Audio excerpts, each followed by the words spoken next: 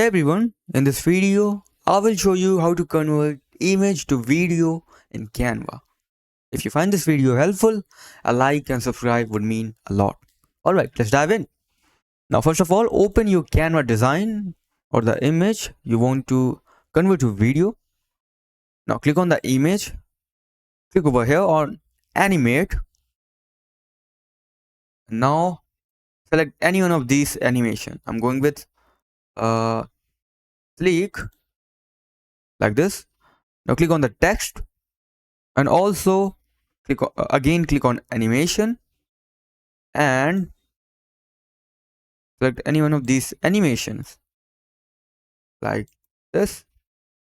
Now after doing this, go on the top right corner, click on share, and now click on download.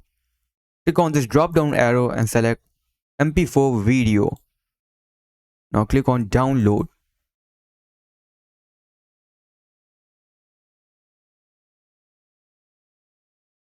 Now as you can see, the image has been converted to a video.